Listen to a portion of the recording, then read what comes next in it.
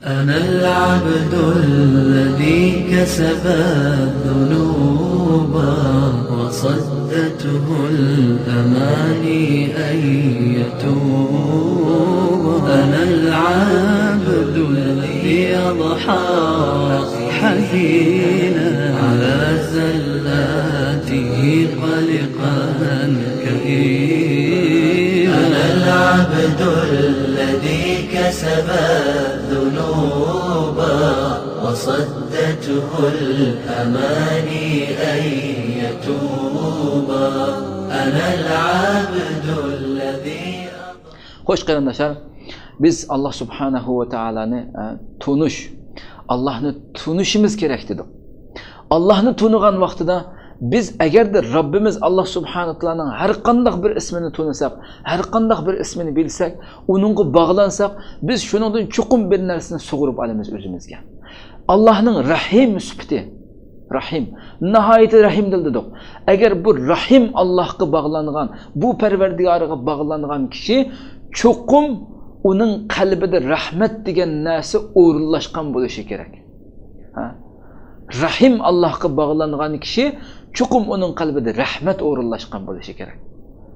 Allohning shu so'ziga diqqat qilaylik qarindoshlar. Allah deydi-ki: "Fa bima rahmatin minallohi linta lahum." Ali İmran'da shuna deydi Allah. "Fa bima rahmatin minallohi linta lahum." Yani sen Allah'tan bo'lgan rahmat bilan ularga muloyim bo'lding deydi. Ey Muhammad sallallohu alayhi va sallam, sening qalbingda, yani sen ey Muhammad sallallohu alayhi va sallam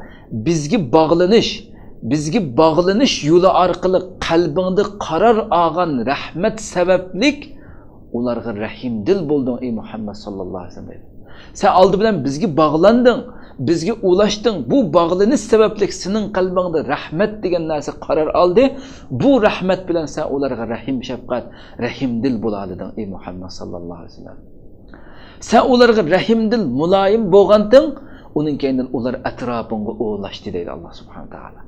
"Walau kunta fazzan ghalizal qalbi lanfaddu min hawlik." Agarda sen dal aksicha bu noyati qo'pol bo'lgan bo'lsang, ya'ni bu yerda tafsirshunoslarning ba'zi tafsirlarda shunday kelganki, ya'ni agarda sen bizdan yiroq bo'lgan bo'lsang, Allohdan yiroq bo'lgan bo'lsang, bizdan yiroq bo'lgan bo'lsang, qalb u vaqtida qalb qasovatga, qattiqlikka to'lgan bo'ladi.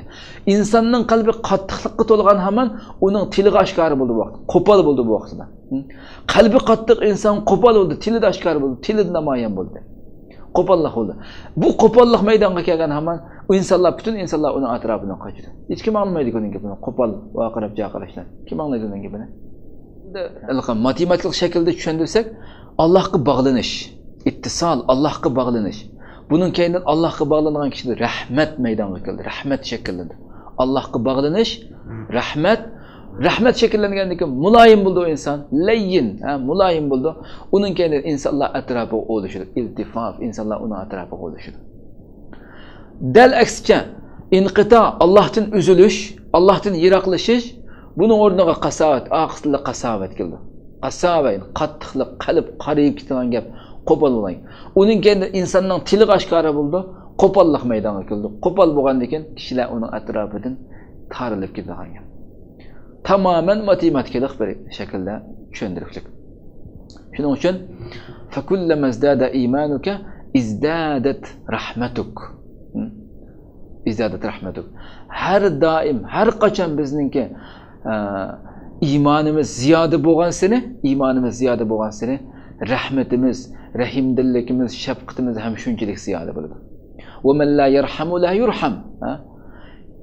Rahim qilmaydigan kishi rahim qilinmaydi. Rahim qilmaydigan kishi rahim qilinmaydi. Allah hadis qudsi shuna deydi-ki: "Ya ibadi, iza aradtum rahmati farhamu khalqi wa ab'adu qalbin anillahi al-qalbul qasi." Ey bandalarim, agarda mening rahmatimni iroda qilsanglar, agar mening rahmatimni xohlasanglar, mening xalqimga, mening mahluqotimga rahmat qilinglar dedi. Bularga rahim qilinglar dedi. Allohdan eng yiroq qalb al-qalbul qasi dedi. Qattiq qalb dedi. Qitib ketgan, nihoyatda yumshamas tosh yurak bo'lib ketgan bu qalb Allohdan eng yiroq qalb bo'ladi. Ha? Shuning uchun biz deymizki, Allohning Rahim ismini tushungan, Rahim ismini bilgan, tunug'an kishi u ana shu Alloh subhanahu va taolo shu Rahim Robbi bilan bog'lanadi. Buning bilan o'lishib, buning bilan bog'landi. Shuning bilan qalbi uning qalbi rahmat bilan to'ladi. Mana bu haqiqiy meva bu hamda. كسبت ذنوبا وصدته الأماني أن يتوبا أنا العبد الذي